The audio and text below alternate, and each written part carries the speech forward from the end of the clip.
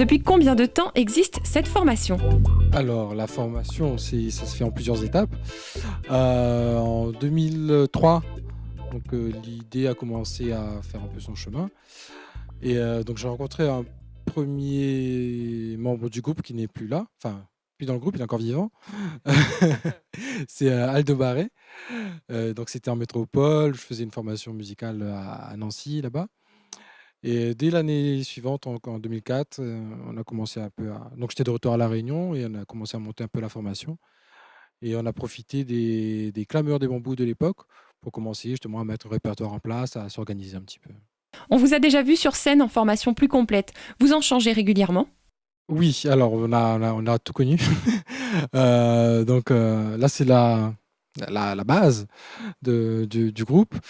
Effectivement, quand on fait des scènes, de grosses scènes, on va dire, on prend les services d'un batteur, Dimitri Domagala en général, et d'un quatuor à cordes, donc le quatuor Arcis, composé essentiellement de professeurs de violon et de violoncelle de l'école Le Loupitou. Et dernièrement, on a eu un projet assez sympathique d'un orchestre, tout simplement, donc de 80 musiciens à peu près. Le maloya est-il la base de votre composition ? Oui et non, enfin oui, pour la partie maloya, les rythmes ternaires, forcément, donc c'est quelque chose qu'on utilise, qu'on aime utiliser, qu'on sait utiliser, je crois. Euh, et après, voilà, on a tous plus ou moins une formation jazz un peu conservatoire, un peu de tous les horizons, africain un peu. Euh, donc on mixe un peu tout ça, quoi. Donc chacun a ses compétences, donc chacun apporte ses idées lors des arrangements. Vous appartenez tous à d'autres formations. Riscab est un prétexte pour prendre votre temps en musique ? Ben, je pense qu'il y a un peu de ça. Après, on n'est pas très stressé dans la vie, tous, hein, je pense. Je peux parler au nom de tout le monde, surtout lui. Et enfin, oui, non. Enfin, moi, c'est quand même. Donc là, je compose la matière brute. Après, bon, Gérald arrange. En gros, on travaille tous ensemble par la suite. Enfin, il arrange finement et on travaille ensemble par la suite.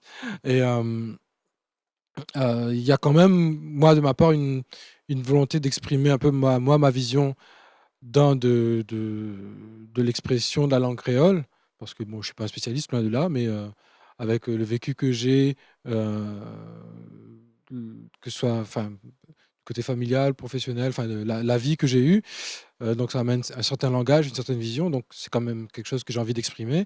Effectivement, on prend un peu notre temps, donc ça part aussi de ça. Et après, on a une vision commune sur une interprétation musicale et sur cette façon de vouloir un peu bouger les choses visuellement, dans les arrangements, dans l'instrumentation et tout ça. Donc on se retrouve, c'est un peu un prétexte pour enlever certaines frustrations, on va dire, musicales. Merci Riscab d'avoir été nos invités du jour. On vous souhaite une belle continuation. Et pour connaître la découverte de la semaine prochaine, rendez-vous dans les pages de notre partenaire. On jette à présent un coup d'œil aux sorties cette semaine. Agenda.